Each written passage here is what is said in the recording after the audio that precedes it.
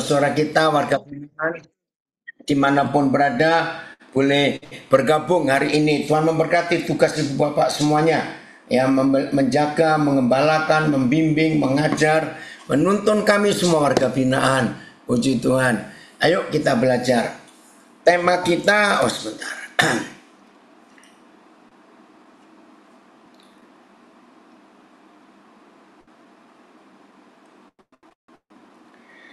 Puji Tuhan kalau Tuhan berikan kita kesempatan lagi untuk boleh bertemu dalam hadirat Tuhan, boleh belajar bersama-sama.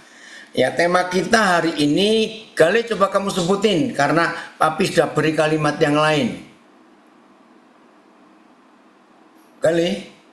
Ya, Papi. Mana di? Ya, sebutin temanya.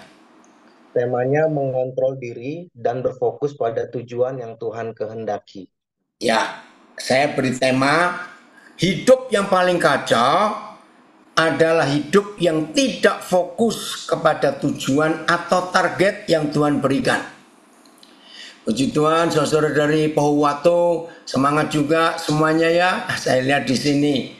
Nah, saudara, kalau kita melihat sebuah fakta dalam hidup yang tidak pernah fokus, yang nggak pernah sampai kepada sasaran, maka orang itu adalah orang yang paling kacau hidupnya. Ya, dengarkan. Sekalipun saudara-saudara, anak-anak saya, warga binaan, tidak ada orang yang suka ada di tempat yang sekarang saudara sedang berada. Tapi, gunakan waktu yang ada. Entah berapa lama lagi saudara menjalani ya tanggung jawab yang sudah kita lakukan. Berapa lama lagi yang masih lama, yang sudah berapa minggu atau berapa bulan lagi, gunakan waktu yang ada sambil menunggu saat saudara bebas itu menemukan tujuan hidup saudara.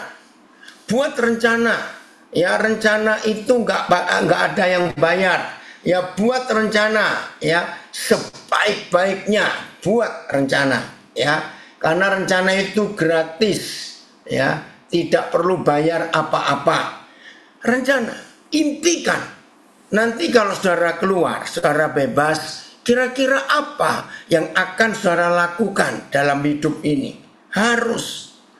Bahkan sesusah-susahnya orang hidup, seberat-beratnya sebuah kehidupan, sehebat apapun tantangan kesulitan yang kita sedang hadapi, perhatikan baik-baik ya, maka kita tetap harus punya target dalam hidup dan harus punya tujuan.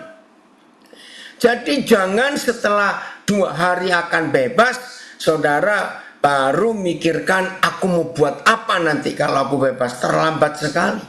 Sekarang ini kerjakan itu.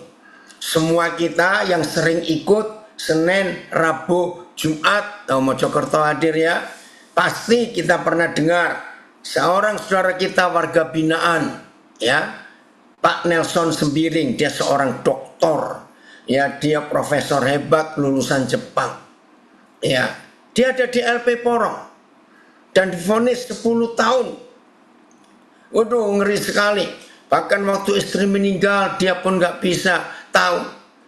2 anaknya lari karena apa? Malu papanya di penjara. Nah, itu kasus yang rame ya, yang rame waktu itu 10 tahun yang lalu.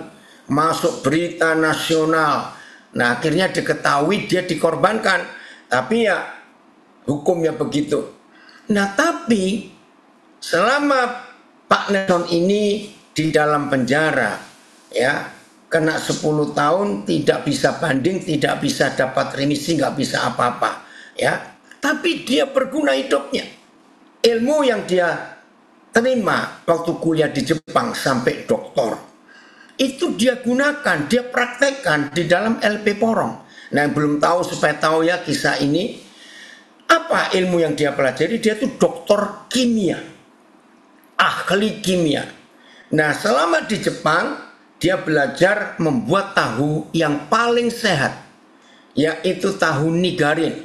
Nah, tahu itu tidak diberi cuka karena 100% lah orang buat tahu di mana saja pakai cuka, dan itu tidak sehat buat lambung atau kesehatan. Nah, ketika dia divonis 10 tahun, dia nggak putus asa, dia berkarya. Pak Nelson jadi berkat, waduh luar biasa sampai hari ini ya. Tanggal 19 Juni yang lalu saya ada di LP Porong, melihat langsung pabrik tahu nigarin. Itu luar biasa. Sekarang hampir semua rumah sakit di Surabaya menggunakan produksi tahu nigarin ini. Nah, bulan Juli kira-kira 3 minggu lagi Pak Nelson akan bebas. Oh, Sintang hadir juga. Nah, luar biasa. LP Porong adalah satu-satunya LP di seluruh dunia. Catat ya, bukan cuma di Indonesia, di seluruh dunia. Satu-satunya LP yang ada pabrik tahu, dan pabrik tahunya pabrik tahu tersehat. Wah, itu luar biasa. Nah, saya sempat tanya, gimana kalau Pak Nelson bebas 3 minggu lagi? Oh, sudah ada yang meneruskan. Jadi semua warga binaan di dalam LP Porong itu makan tahu yang sehat. Bahkan pemerintah menyediakan alat-alat produksi ya untuk pabrik tahu itu. Jadi kalau Pak Nelson bebas pun pabrik tahu tetap berjalan di situ, dan itu jadi berkat. Oh, TV dari semua channel TV Indonesia dari luar negeri pernah meliput. Wah, itu luar biasa. Nah, itu salah satu contoh. Walaupun narapidana, maaf kalau saya pakai kalimat ini, tapi dia tidak putus asa dan tidak membiarkan dirinya terpuruk. Bahkan yang lebih hebat lagi, ternyata berapa tahun terakhir Pak Nelson sudah menyiapkan pabrik tahu itu di luar LP. Jadi nanti kalau Pak Nelson bebas, maka dia pun bisa memproduksi tahu itu dan pelanggannya sudah banyak. Nah, itu kan luar biasa. Itu salah satu contoh. Maka itu sambil anak-anak saya, saudara saya, warga binaan menunggu waktu untuk bebas, temukan fokus, temukan tujuan, temukan target, lalu fokus ke situ. Jangan putus asa, jangan menyalahkan siapa-siapa, maaf, jangan malas-malas, tapi temukan apa yang Tuhan tunjukkan kepada saudara. Mari kita baca ayat yang pertama ini. Ibrani 12 ayat yang kedua. Ibrani 12 ayat yang kedua. Woi, Puput, kamu ada juga. Ini luar biasa, Puput. Ya, nanti saya cerita tentang Puput ini. Dia doktor, lulusan Jepang juga, Kansai University. Ya, anak yang hebat. Nanti bulan September dia diundang ke Perancis untuk mengembangkan penelitiannya yang dia buat karena Tuhan menunjukkan harus buat itu. Ya, alat namanya telemedis. Ya. Oh, oke, Rondi, kakek senang sekali. Ini cucu saya ikut belajar. Ajak yang lain ya. Oke. Marilah kita melakukannya dengan mata yang tertuju kepada Yesus. Fokus. Yang memimpin kita dalam iman dan yang membawa iman kita itu kepada kesempurnaan. Yang dengan mengabaikan kehinaan tekun memikul salib, ganti sukacita yang disediakan bagi dia yang sekarang duduk di sebelah kanan takhta Tuhan. Haleluya. TSI-nya langsung. Ya, TSI-nya langsung. Wah, assalamualaikum, bagus. Papa senang sekali kamu belajar. Ini anak saya dari Lubuk Linggau. Walaupun dia bukan Kristen tapi sering ikut belajar. Puji Tuhan. Nah, ini dalam terjemahan sederhana Indonesia ada tulisan bagus. Wih, Pak Bambang, ya, ex Astra Surabaya. Sudah lama kita nggak ketemu, ya. Ibrani 12 ayat 2 terjemahan sederhana Indonesia. dalam pertandingan ini, nah kata ini bagus sekali, ya. Dalam pertandingan ini, saudara, siapapun kita, ya, orang yang paling sederhana, kalau saya nggak berkata orang yang miskin, nggak punya apa-apa, orang yang paling sederhana, sampai yang paling kaya, yang punya posisi tinggi, ternyata bentuk hidup kita adalah pertandingan. Ingat itu baik-baik, kita ini sedang di arena pertandingan, ya. Jangan lupa, dalam pertandingan ini, berapa hari yang lalu saya melihat video, ya, saya nggak tahu siapa yang buat, dikirim. Seorang ibu wanita dengan 2 anak, dia pemulung, cadat, bawa gerobak. Nah, di gerobak itu didesain begitu rupa, bagian depan tempat dia pas narik gerobaknya itu ada tempat sederhana untuk 2 anaknya diletakkan di situ. Aduh, waktu saya dapat video itu, sayang saya nggak bisa kontak yang kirim video itu ada di kota mana. Nah, yang mengagumkan dalam video itu, wajah ibu ini cerah, senyum. Itu saya nggak bisa bayangkan bagaimana dia hidup pemulung dengan bawa 2 anak. Maka itu saya nggak tahu itu di mana dan apakah bapak suaminya masih ada. Tapi yang saya mau ceritakan kepada saudara, ibu itu nggak patah semangat. Lalu ditanya oleh yang mewawancara itu, jadi dengan memulung ini sehari dapat berapa? Saya kaget, saudara. Ya paling 40.000 kalau saya dapat barang-barang yang cukup bagus. Sehari 40.000 dengan 2 anak. Tapi wajahnya ceria sekali. Nah, itu yang mengagumkan. Nah, saudara, jadi semua kita ini sedang dalam pertandingan. Lalu yang buat video itu bertanya, Erikson, senang sekali bisa belajar, ketemu kamu. Lalu yang buat video itu tanya, ini pertanyaan yang sungguh-sungguh luar biasa. Jadi cita-cita ibu apa? Saudara tetap dengan wajah yang ceria. Saya berjuang supaya 2 anak saya ini bisa kuliah nanti. Wih. Aduh, kuliah kan gak murah. Pemulung yang sehari-hari kurang lebih dapat 40.000. Tapi semangat hidupnya itu yang saya kagum. Saudara perhatikan, hidup ini dalam pertandingan. Oke, dalam pertandingan ini, hendaklah mata kita terus memandang ke depan. Oke, sebelum saya baca sampai selesai, ayo semua kita sekarang membayangkan kita ada di sebuah gor, gelanggang olahraga, dan kita melihat atletik, ya, entah itu lari, ya, entah itu estafet, lari 300 meter, entah itu maraton, entah itu pertandingan apa, pokoknya atletik lah. Nah, dengarkan. Walaupun seorang atlet yang sedang bertanding itu tahu pacarnya ada di situ untuk nonton.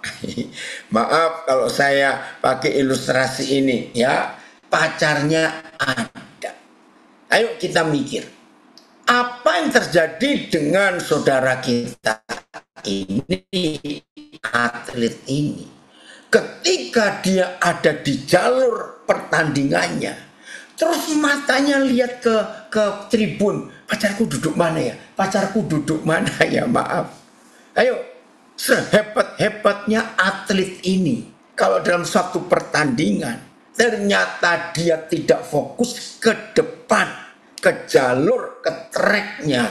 Udahlah, semua kita ngerti. Walaupun pacarnya, ya tapi jangan segitulah. Betul ya? Masa gara-gara pacarnya aja dia kalah terus lari ke jalur orang lain? Kan nggak mungkin. Nah, temukan apa fokus saudara, apa target saudara, dan tujuan saudara. Fokus ke situ. Kembali Filipus ayat yang berikut. Nah, di ayat ini Seragen hadir, puji Tuhan. Ya, di ayat ini kita melihat fokusnya kemana.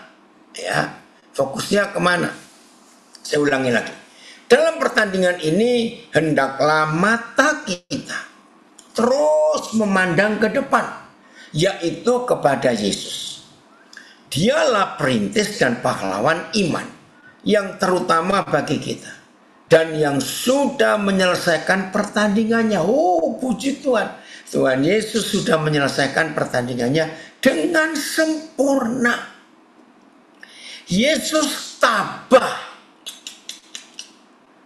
menahan penderitaan yang sangat memalukan di kayu salib karena dia terus memandang ke depan kepada sukacita yang sudah disediakan baginya di kemudian hari. Sekarang dia duduk menantikan kita di tempat yang paling terhormat di samping takhta Tuhan. Ayat satunya Ibrani 12 ya, ayat 1. Apa yang kita harus perhatikan? Ya, shalom semua yang ikut ya. Apa yang harus kita perhatikan? Ini sungguh-sungguh luar biasa.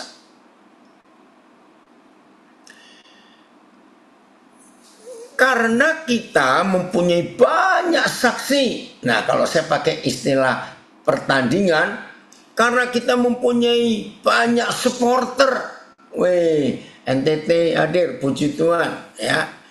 Bagaikan awan yang mengelilingi kita, marilah kita menanggalkan semua beban dan dosa yang begitu merintangi kita dan berlomba dengan tekun dalam perlombaan yang diwajibkan bagi kita. TSI-nya. Woi, orang hebat. Agam Riyadi, senang sekali bisa gabung. Agam, kapan ini kita bisa ketemu ya, Kak? Mau belajar banyak, Papi mau belajar banyak dari kamu. Jadi saudara-saudari, mengingat betapa banyaknya pahlawan iman yang sudah mendahului kita dan sekarang sedang menantikan kita. Isman, puji Tuhan kamu gabung. Marilah kita mengikuti teladan mereka. Buanglah semua beban dan dosa yang menghalangi kita dalam pertandingan yang sudah ditetapkan Tuhan untuk kita jalani. Marilah kita terus berjuang sampai akhir. Luar biasa saudara. Jadi ada saudara kita. Kalau kita hitung sejak zaman Adam, lalu ada Nuh dan seterusnya ya, sampai yang terakhir saudara kita di Indonesia yang karena nama Tuhan dia harus jadi martir. Nah, ikuti teladan mereka. Nah, kembali soal pertandingan ya. Ini contoh ayat 1 ini bagus sekali. Kalau ada orang bertanding atletik misalnya ya, bertanding ya atletik misalnya begitu, nggak mungkin dia pakai aksesoris. Waduh, kalung yang gede, jam tangan ya, sepatu yang wah keren, nggak mungkin. Terus pakai aksesoris yang lain-lain, nggak mungkin. Mereka kalau begitu ada ada peralatan yang lain yang merintangi. Ya, mau jadi apa istilah saya. Orang Jakarta yang tahu ini. Tahu ondel-ondel? Ondel-ondel itu tradisi Betawi. Nah, bayangkan kalau ada orang ikut pertandingan tapi kayak ondel-ondel begitu, maaf. Ya, wah, dicentelin macam-macam begitu, ya nggak akan menang. Nah, semua kita, khususnya warga binaan dan kita yang ada di luar, temukan penghalang apa, beban apa yang ada di hidup kita, sehingga kita itu nggak bisa bebas waktu berjalan mengiring di jalan Tuhan. Nggak bisa bebas, terlalu banyak hambatan, terlalu banyak rintangan. Maka itu saudara hari ini temukan Apa yang menghalangi kita? Maaf, jangan tersinggung saya bicara ini. Siapa masih terikat pornografi, terikat alkohol, terikat judi, rokok, narkoba, dan jenis-jenis dosa yang lain? Maaf ya, kalau itu masih ada di hidup kita, ayo kita tanggalkan. Ada ikatan-ikatan yang lain yang bukan berbentuk dosa-dosa seperti itu. Khawatir. Anak-anak warga binaan yang khawatir. Aduh, nanti aku kalau bebas kemana ya? Aduh, keluargaku nggak mau terima aku. Nanti aku kerja apa ya? Nanti bagaimana? Saudara, khawatir itu juga beban yang membuat kita tidak bisa lari cepat, nggak bisa bertahap, nggak bisa berjalan dengan baik. Itu dia. Betul ya, dari NTT. Betul, kita harus menemukan apa yang membebani, mengikat hidup kita. Lepaskan itu. Bebaskan. Belajar untuk bisa berkata tidak kepada dosa. Belajar begitu. Waduh, kalau hidup kita sudah bebas itu enak sekali. Lari itu nggak akan terhalang oleh apapun juga. Jelas ya? Nah, temukan itu beban berat apa, khawatir apa. Saudara, hari-hari ini di Indonesia sedang gencar-gencarnya pemerintah memberantas judi online. Aduh, ya, judi online, pinjaman online. Tolong jangan terikat.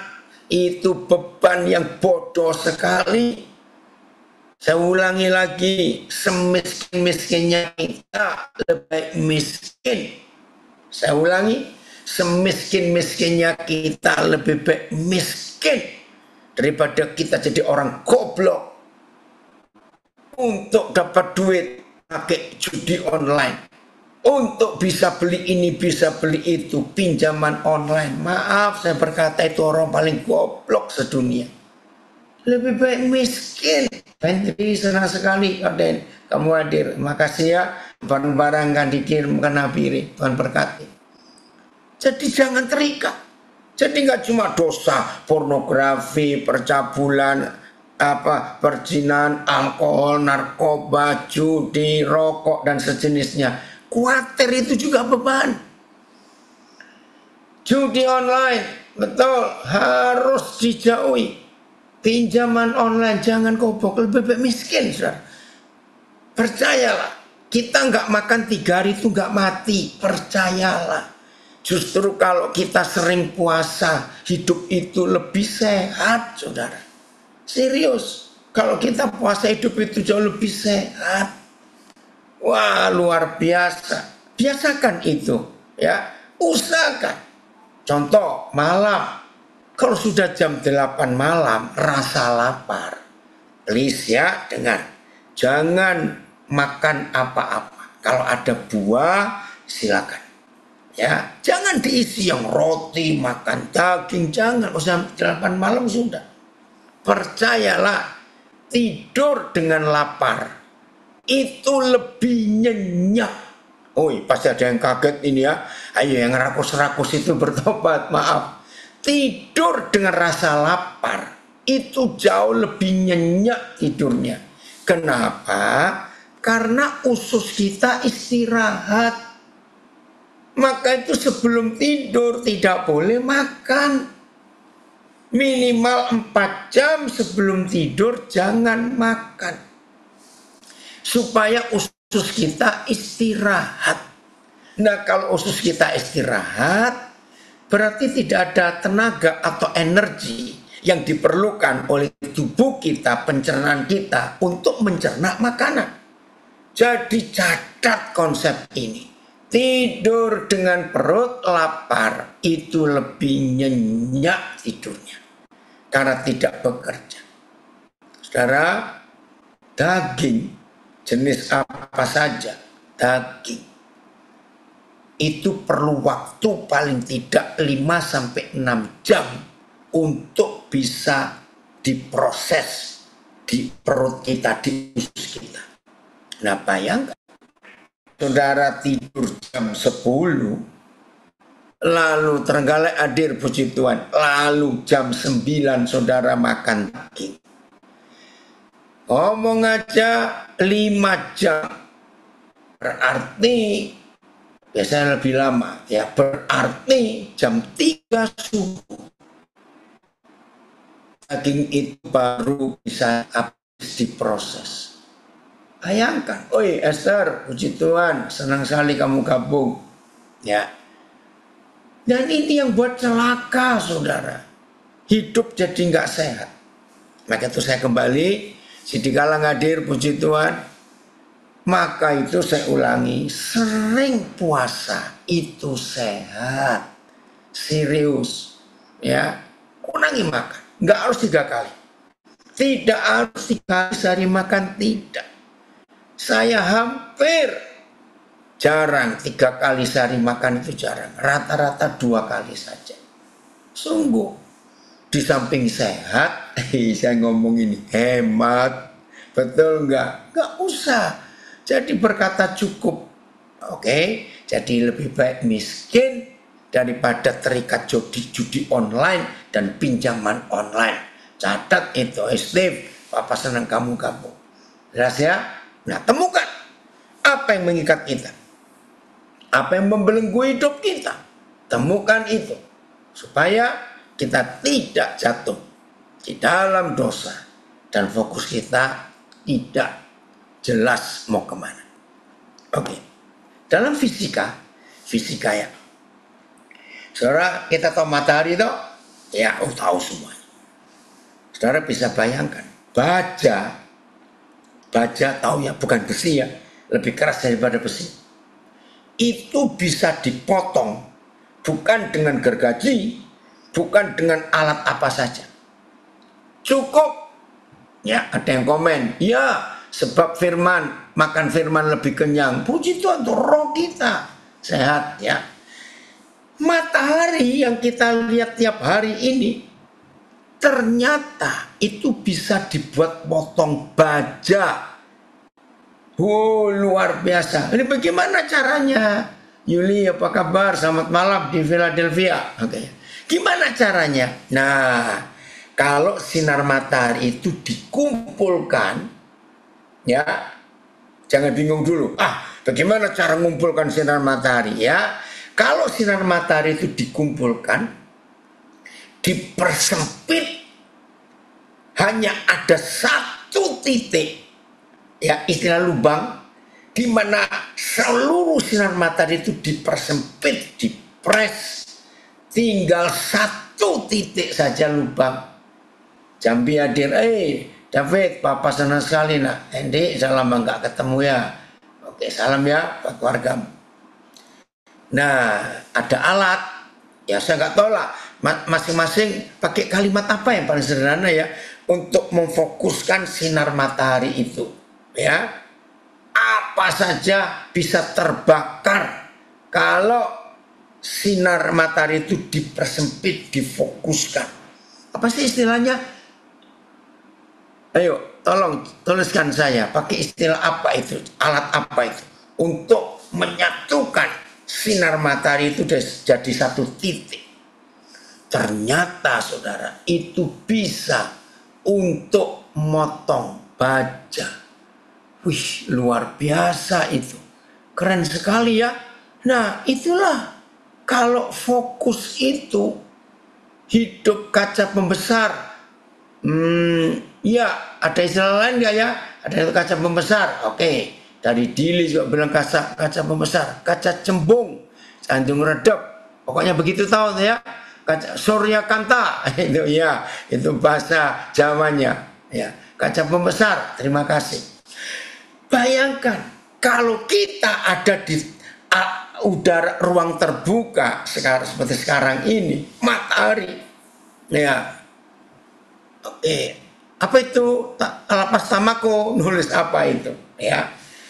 Nah, saudara sekarang bisa bayangkan betapa hebatnya kalau kita itu fokus kepada tujuan dan target, Betul, kaca pembesar. Ada yang komen, saya pernah praktek kertas terbakar dengan cepat. Betul sekali. Ya, puji Tuhan. Saya nggak tahu siapa ini. Ya, Mojokerto ada yang kirim salam itu. Baik. Nah, sekarang kita menemukan ya sebuah kekuatan kalau kita ini fokus, nggak kemana-mana. Terima kasih Bapak. Ayo kita fokus. Maaf kalau saya memberi kesaksian ya.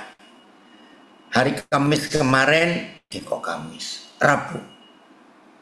Ya, Rabu. Ya. Saya ketemuan karena ulang tahun lensa loop. Oke, makasih ya Pak Andreas. Ya, loop. Ya, Shirley betul lensa loop. Terima kasih.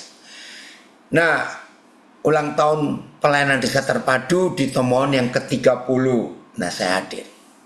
Ternyata ada cucu saya yang sudah sejak 3 tahun yang lalu itu minta dibaptis. Tapi saya belum ada waktu. Nah, akhirnya Rabu kemarin ya, Selasa saya berangkat dari Jakarta, itu take off-nya jam 2.30 subuh.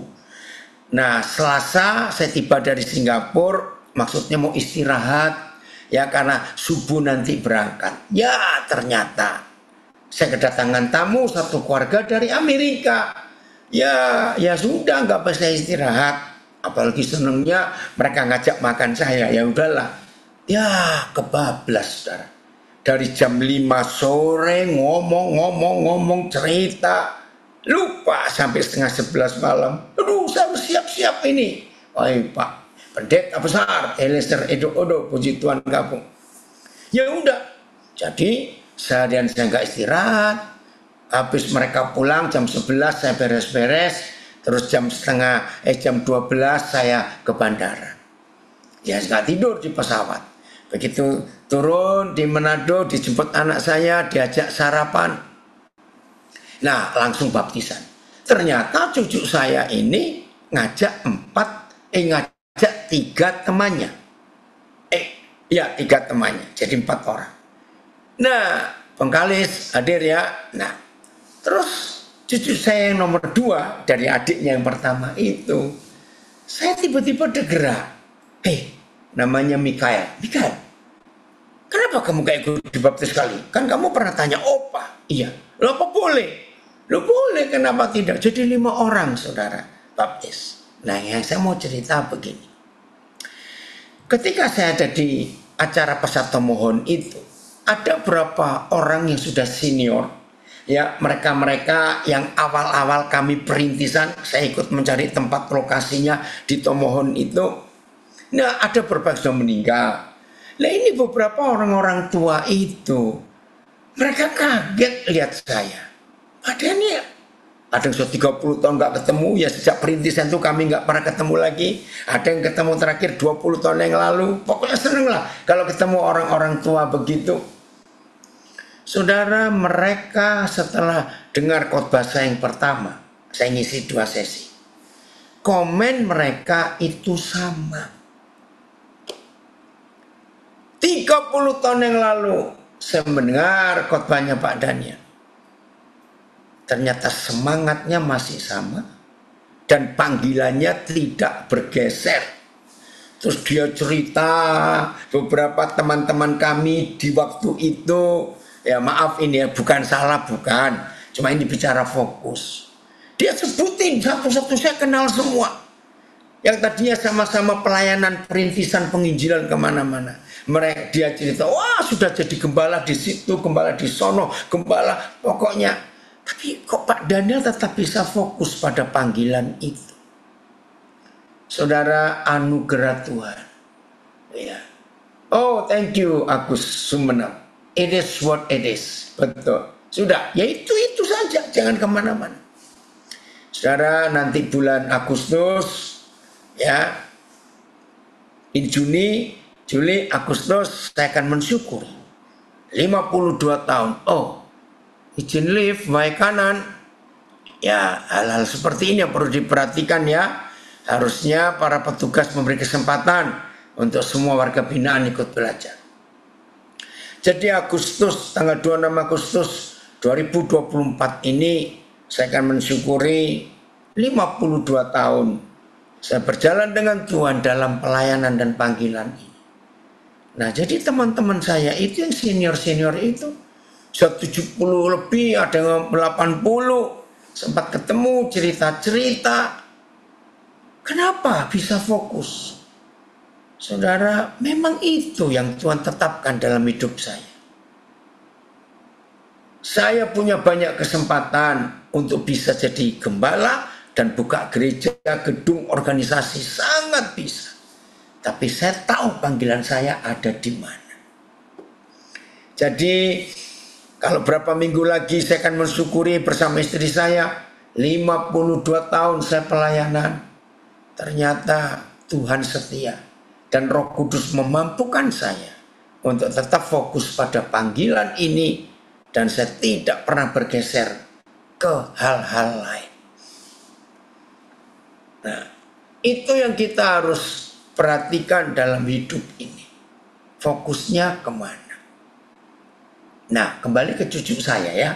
Nah, ini cucu saya yang dibaptis hari Rabu kemarin. November 91. Saya diundang ke sebuah yayasan namanya Yayasan Pelayanan Kristen Hosana di Manado.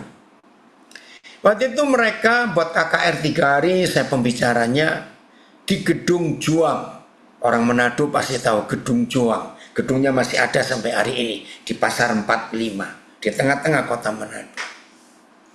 Hari pertama KKR waktu itu masih pakai overhead projector, belum ada PowerPoint seperti sekarang. Ya, puji Tuhan. Wih, kamu masih ada ini ya, Irlandika, Adia Permana, terima kasih nak. Batal Jonathan, puji Tuhan. Maria, lawarakan, tetap sehat ya. Nah, hari pertama, ini anak yang pegang overhead projector. Saya nggak kenal. Ternyata dia masih 2 SMP, ya, masih remaja. Terus Roh Kudus berkata kepada saya, bahwa anak ini nggak punya ayah. Ya otomatis selesai saya khotbah, saya tanya kepada gembalanya. Lah gembalanya, oh ada. Bahkan dia tuh tinggal di pastori dengan kami semua. Oh ya udah, berarti saya salah. Oke. Hari kedua, ternyata anak itu masih pegang overhead projector. Roh Kudus kembali katakan, dia itu nggak ada papanya. Ya udah, saya tanya ketua pemudanya. Jawabannya sama, ada orang tuanya. Bahkan gak jauh dari pastori kami, tempat anak tinggal. Salah lagi saya. Hari ketiga, hari terakhir KKR itu. Anak itu masih pegang overhead projector. Itu jalan Tuhan. Kalau dia gak pegang, saya pasti gak akan ketemu. Kembali Roh Kudus berkata, anak itu gak ada papanya. Wah, kalau sudah begini, yang salah pasti 2 orang itu, si gembala dan ketua pemuda. Roh Kudus gak mungkin salah. Saudara, saya lanjut. Akhirnya selesai, saya temui dia. Namanya Hezki Lintang. Nah itu anak yang pertama jadi dokter itu. Terus saya kenalkan begini begitu. Saudara, dia kaget. Ternyata betul. Dia nggak punya papa. Terus mamamu di mana? Masih kerja, Om. Hah? Ini sudah hampir jam 10. Masih kerja. Iya, Om. Terus dia nangis. Oke, saya nggak mau melanjutkan. Lalu saya ajak dia ke pastori.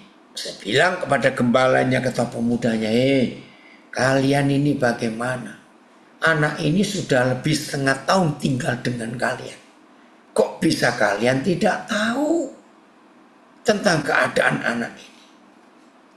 Saudara, hari itu juga, malam itu juga, November 91. Saya lupa. Oke Steve, luar biasa ya ketemu dengan kita semua. Ini anak saya memberi kesaksian juga. Saya bilang mulai hari ini Om jadi papamu. Papa kan biayai kamu sekolah sampai lulus SMP, SMA. Saudara, zaman itu belum ada handphone tahun 91. Nah, karena begitu kuat Roh Kudus mendorong saya untuk membimbing anak ini. Saya janji, setiap Kamis sore jam 16 waktu Manado. Setiap itu Roh Kudus suruh saya. Jam 16 waktu Manado. Tunggu di telepon, Papa akan telepon kamu. Jadi itu cara-cara saya memuridkan dia. Setiap Kamis, jadi saya di negara manapun, pokoknya saya harus ngikut jam 4 sore hari Kamis waktu Manado, saya harus telepon. Wah, anak ini terbimbing luar biasa, saudara. Nah, akhirnya lulus SMP. Nah, saya tanya, kamu mau masuk SMA mana? Saudara, saya nggak tahu kalau sekarang. Waktu itu satu-satunya SMA Kristen SMA swasta yang terbaik itu Ebenezer, dan itu masih ada sampai hari ini. Terus saya bilang, oh Payakumbuh harus keluar, ya Tuhan memberkati, mau bagaimana lagi. Saudara, tapi dia bilang, Pak, tapi itu mahal biayanya. Enggak apa-apa, Tuhan pasti siapkan. Akhirnya dia masuk, diterima di SMA terbaik, SMA swasta terbaik. Nah, terus saya cari guru. Nah, saya ketemu seorang guru yang ternyata anggota dari Yayasan Pelayanan Kristen Hosana ini. Namanya Pak Denny Rembet. Terus saya bilang, tolong bimbing. Puji Tuhan, ternyata Pak Guru ini punya visi yang sama seperti saya. Akhirnya anak saya ini diajak tinggal serumah dengan Pak Gurunya. Wah, puji Tuhan, jadi intens untuk bimbing. Nah, saudara, waktunya masuk SMA kelas 3, saya mulai tanya Tuhan, anak ini akan dibawa kemana? Ya, Roh Kudus jelas berkata, kedokteran. Woi, puji Tuhan. Itu. Tapi saya belum ngomong pada anak ini. Nah, terus saya tanya, kamu ingin apa? Dia cuma punya 2 pilihan. Kalau nggak ekonomi, komputer. Zaman itu masih sangat hebat kalau bisa masuk ekonomi dan komputer. Saya tanya, kenapa kamu ingin ambil itu? Jawabannya polos, supaya cepat bisa kerja Pak, dan dapat duit untuk dia bisa bantu biaya mamanya. Oke, tapi saya bilang kepada Pak Denny Rembet ini, tolong bimbing ya, arahkan anak ini. Koden akan masukkan dia ke dokteran. Luar biasa. Dia nggak mau, saudara. Pak gurunya nyampaikan, enggak, terlalu berat ya. Oke ya, Rondi, puji Tuhan ya. Ini cucu saya ini, bapaknya itu bukan Kristen tadinya. Salah satu security di Mall Central Park. Oh, saya ketemu dia berapa belas tahun yang lalu. Rondi, salam buat bapak ya. Kakek senang sekali kamu ada ikut belajar. Saudara, anak ini gak mau. Ya udah. Tapi saya suruh tes. Nah, sampai hari ini kalau nggak salah, Universitas Negeri Samuel Ratulangi Manado, Unsrat, itu ada program T3. Nah, T3 ini semboyannya Dr. Samuel Gerungan Saul Ratulangi, ya namanya panjang. Si Timoto, saya nggak tahu istilah, itu dalam bahasa Minahasa kuno. Manusia itu harus memanusiakan manusia yang lain. Nah, almarhum pahlawan nasional ini, Dr. Gerungan, ya Samuel Ratulangi ini mempunyai program itu. Ya, oh, ayah sudah berangkat ya, jualan jam 4, pulang malam. Oke. Saudara, luar biasa. Terus saya suruh daftar dia di program T3 Unsrat ini. Tapi tetap, Roy, baru muncul ini, Papa baru cerita soal Jones. Ini yang kemarin dulu kita ketemu. Ya. Nah, Tapi anak ini tetap nggak mau, dia maunya ke ekonomi atau komputer. Sudahlah, kamu daftar saja. Saya bilang nggak diterima pun nggak apa-apa, gitu. Udah. Menjelang pengumuman, ya program T3 ini diterima atau tidak kedokteran. Saya lagi khotbah di sebuah gereja di Surabaya, seminggu sebelum pengumuman. Di dalam khotbah itu, tiba-tiba Roh Kudus berkata, saksikan anak ini dan dia akan diterima di fakultas kedokteran. Saudara, di tengah khotbah itu saya bilang kepada pihak gereja, tolong rekam khotbah ini ya, rekam. Waktu itu masih pakai kaset, saudara. Saya khotbah, saya cerita tentang anak ini. Dia akan diterima kedokteran karena saya punya visi, anak ini begini, anak itu begitu. Ya udah, rekamannya saya bawa. Ya, saya minta, oke. Oh, suka juga ya Rondi, matematika, kimia, bagus. Nanti kalau kamu bisa diterima kedokteran, nanti kakek juga akan berjuang untuk kamu, Rondi. Ini cucu saya yang mau. Ya, saudara, kasetnya saya minta, saya cepat kirim paket kilat ke Manado. Nah, saya bilang kepada gurunya, Pak Denny Rembet ini, tolong Den, kamu dengerin khotbah ini. Serius loh. Di selesai khotbah, kamu dengerin, Koden akan telepon kamu. Tadi belum ada handphone zaman itu. Saya telepon, dia kaget. Koden, bahaya ini. Koden khotbah di depan sekian banyak orang. Gimana kalau dia nggak diterima kedokteran? Nah, saya bilang, ya Koden juga nggak rugi kok kalau dia nggak diterima. Tapi janji ya, jangan dengarkan dia kaset ini, khotbah ini. Tunggu. Saudara, mari ditentukan pengumumannya. Sore saya telepon Denny Rembet. Dia nggak bisa bicara. Anak ini diterima di Fakultas Kedokteran Unsra dengan beasiswa full. Wih, oh ya, ini anak saya Senta dari Manado, dokter yang hebat, sangat humble, banyak orang dibantu. Makasih Senta, itu anak saya. Karena visi itu. Saudara, setelah itu saya bilang, sekarang ajak Jones dengar khotbah itu. Ini seminggu sebelum pengumuman. Nangis anak ini, saudara. Sampai sekarang jadi dokter dan jadi berkat. Dia sudah jadi kepala puskesmas. Saya nggak tahu di kecamatan mana. Iya ya nak, luar biasa. Nah itu cucunya, anaknya yang pertama yang minta saya baptis itu. Saudara, ayo hari ini kita sungguh-sungguh mau fokus. Oh ini cucu saya lagi. Oh Rondi, nilaimu bagus sekali. Ya, matematika 9,4, kimia 9,2. Woi, kakek senang sekali. Kamu pintar. Maju terus ya, Rondi. Nah itulah fokus hidup, saudara. Jangan bergeser kemana-mana. Tahu tujuan hidup itu apa. Nah, biarlah firman hari ini membuat setiap saudara itu menyadari betapa hebatnya Tuhan. Kalau kita mau fokus kepada panggilan itu, mata tetap tertuju kepada Yesus. Tidak boleh kemana-mana. Tetap pada panggilan itu. Hakim-Hakim 5 ayat 20. Hakim-Hakim 5 ayat 20. Ya, kabar Bapak baik nak. Ya, Hakim-Hakim 5 ayat 20. Ayo kita belajar ini. Hakim-Hakim 5 ayat 20.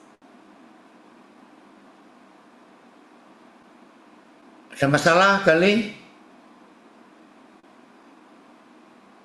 Hakim-Hakim 5 ayat 20.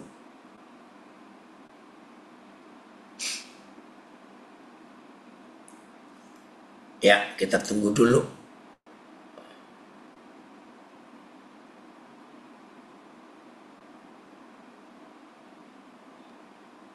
Nggak apa-apa Sarbin. Ya, itu dia Hakim-Hakim 5 ayat 20.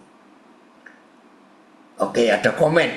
Belajarlah membesar-besarkan Yesus Kristus daripada membesar-besarkan masalah Anda. Setuju? Ya, gitu ya. Ayo kita lihat. Dari langit berperang bintang-bintang. Dari peredarannya mereka memerangi Sisera. Wih, luar biasa. TSI-nya langsung. Ya, dari langit bintang-bintang. Ya. Oh, nggak ada TSI-nya ya, BIS.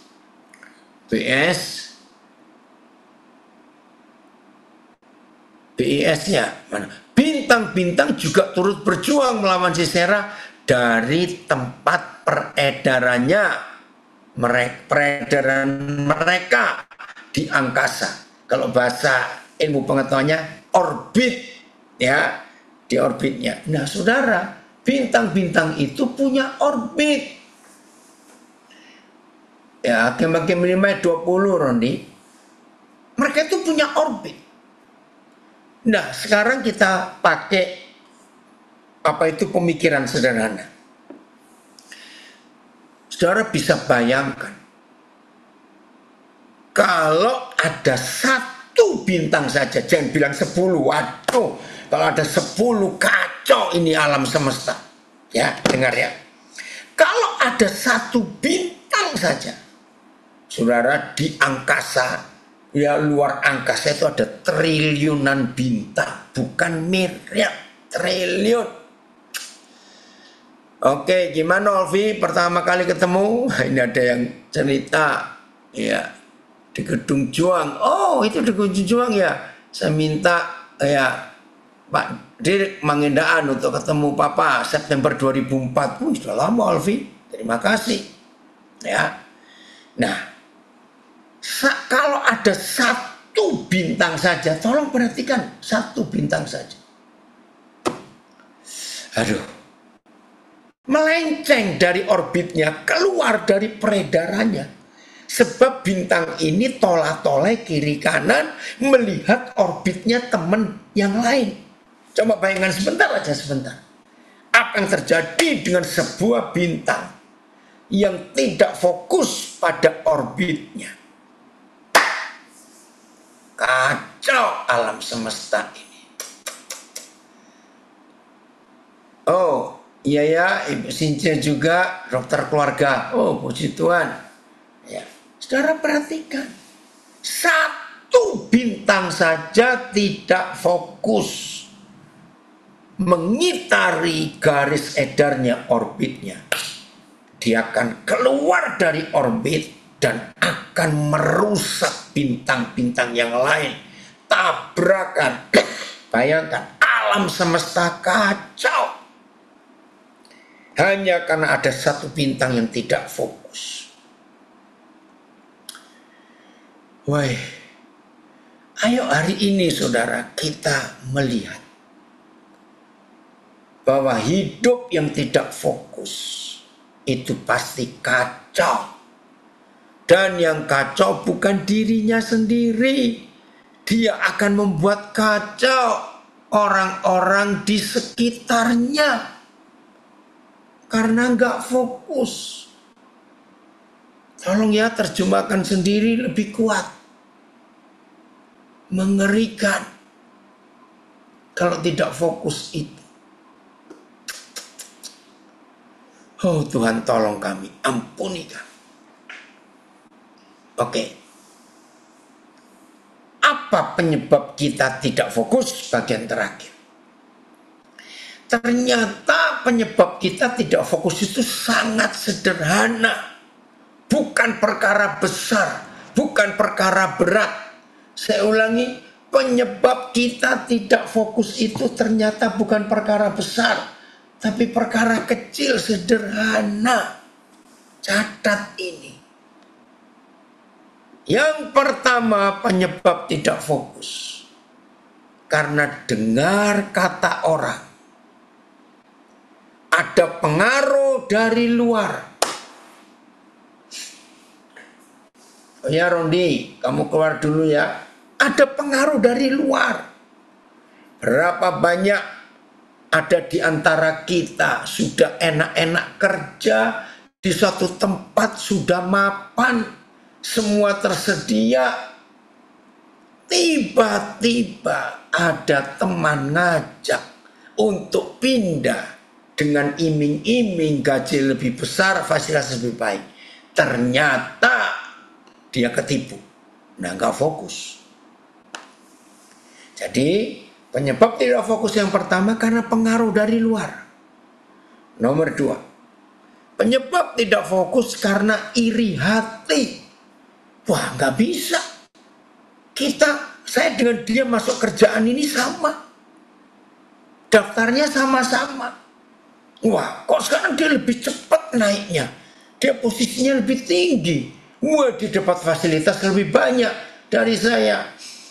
Woi Sam, Papa senang kamu gabung. Ya, Papa mau minta Samuel buatkan lukisan ya untuk Papa ya. Nanti kita kontak. Iri hati itu menyebabkan tidak fokus. Lalu kita keluar dari orbit kita. Ayo mulai hari ini saudara kita bertobat. Ya, jadi cuma 2 itu penyebab kita nggak bisa fokus. Sederhana toh, bukan perkara besar.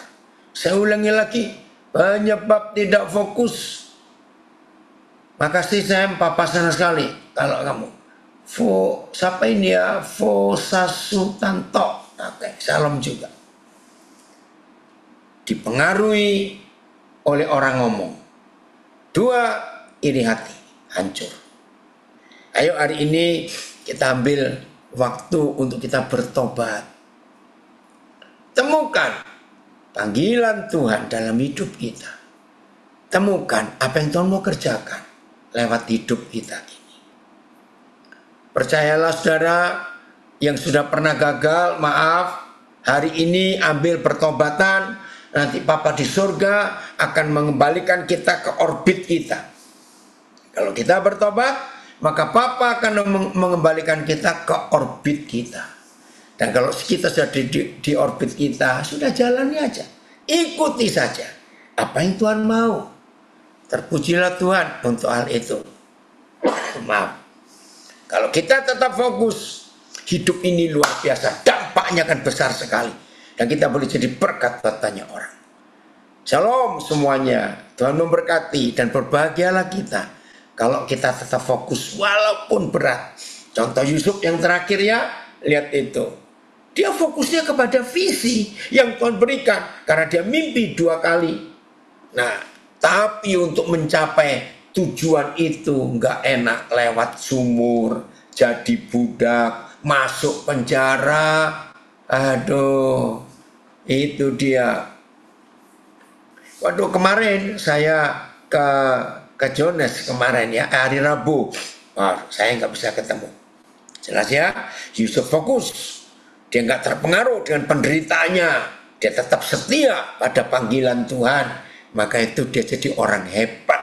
Karena dia fokus, nggak kemana-mana, nggak benci, nggak nyalakan kakak-kakaknya, nggak sakit hati kepada istri Potifar. Sebab dia tahu panggilannya itu luar biasa untuk menggenapi visi yang Tuhan berikan. Oke, Tuhan memberkati kita semuanya. Selamat menikmati fokus hidup. Ya, jangan lari kiri kanan, tetap setia pada panggilan. Pasti kita nggak jadi orang yang paling celaka di dunia, tapi orang paling beruntung. Dan kita bisa memberkati dan punya dampak ke banyak orang lagi. Tuhan Yesus memberkati kita semuanya.